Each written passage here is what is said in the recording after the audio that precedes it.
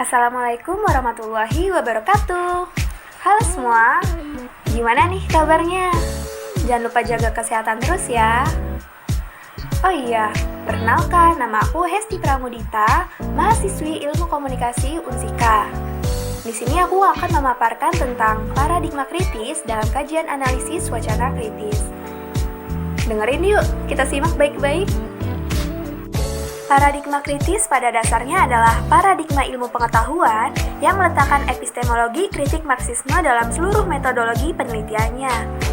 Asumsi realitas yang dikemukakan oleh paradigma kritis adalah asumsi realitas yang tidak netral, namun dipengaruhi oleh nilai dan kekuatan ekonomi, politik, serta sosial. Oleh karena itu, proyek utama paradigma kritis adalah pembebasan nilai dominasi dari kelompok yang ditindas. Hal itu akan mempengaruhi usaha paradigma kritis membedah realitas dalam penelitian ilmiah, termasuk di dalamnya penelitian atau analisis kritis tentang teks media. Lalu, ada beberapa karakteristik utama pada paradigma kritis. Yang pertama, ada ciri pemahaman paradigma kritis tentang realitas. Realitas dalam pandangan kritis sering disebut dengan realitas semu.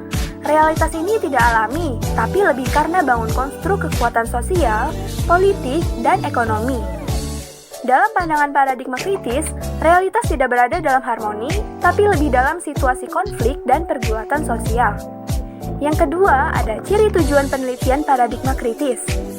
Karakteristik menyolok dari tujuan paradigma kritis adalah paradigma yang mengambil sikap untuk memberikan kritik, transformasi sosial, proses emansipasi, dan penguatan sosial.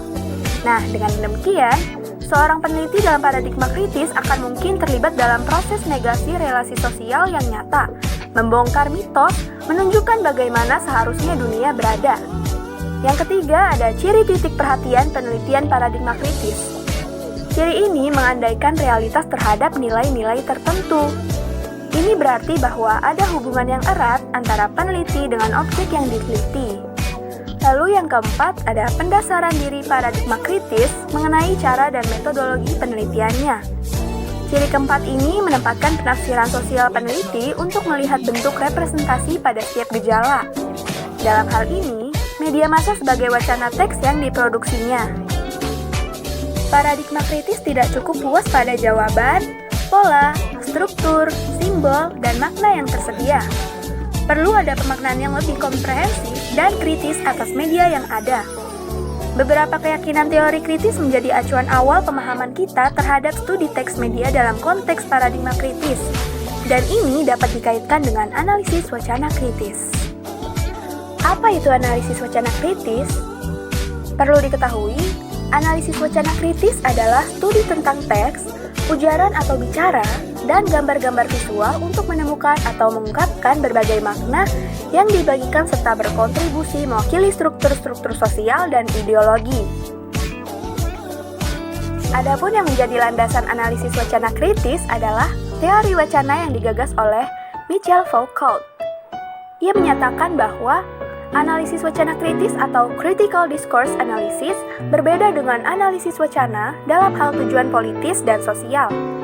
Akar analisis wacana kritis terletak dalam retorika, teks linguistik, antropologi, filsafat, psikologi sosial, ilmu kognitif, studi literasi dan sosiolinguistik serta linguistik terapan dan pragmatis. Kemudian ada beberapa pengertian analisis wacana kritis yang dikemukakan oleh beberapa ahli.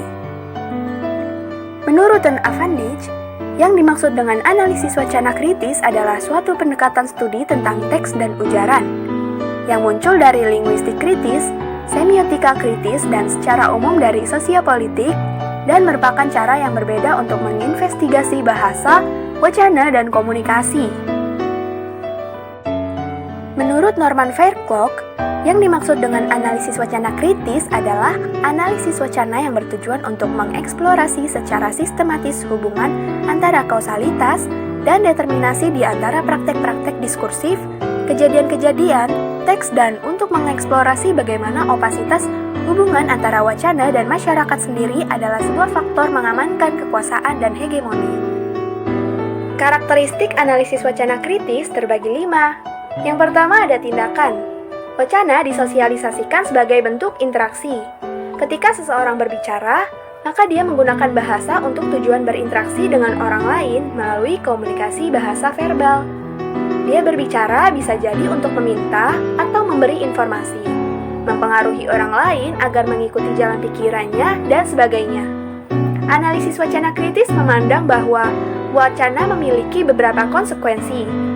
Konsekuensi yang pertama yaitu, wacana dipandang sebagai sesuatu yang memiliki tujuan. Apakah untuk mempengaruhi orang lain, mendebat, membujuk, memotivasi, bereaksi, melarang, dan sebagainya. Yang kedua, wacana dipahami sebagai sesuatu yang diekspresikan secara sadar, terkontrol, bukan sesuatu yang di luar kendali atau diekspresikan di luar kesadaran.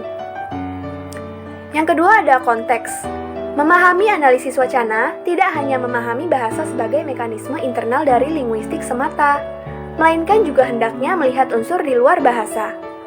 Erianto melihat bahwa titik perhatian analisis wacana ialah menggambarkan teks dan konteks secara bersama-sama dalam suatu proses komunikasi. Yang ketiga ada historis. Analisis wacana kritis tidak hanya mencari tahu kapan tentang sesuatu hal terjadi, namun menggunakannya untuk mengetahui lebih lanjut tentang mengapa wacana tersebut dibangun. Aspek historis ini menjadi salah satu penuntut untuk menjawab pertanyaan tersebut. Yang keempat ada kekuasaan. Menurut Erianto, setiap wacana yang muncul dalam bentuk teks, percakapan, atau apapun tidak dipandang sebagai sesuatu yang alamiah, wajar, dan netral, tetapi merupakan bentuk pertarungan kekuasaan. Konsep kekuasaan adalah salah satu kunci hubungan antara wacana dan masyarakat.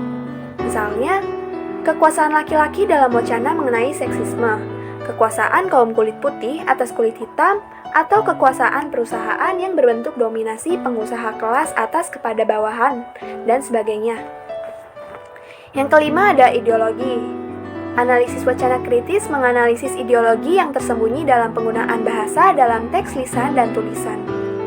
Ideologi merupakan kajian sentral dalam analisis wacana kritis.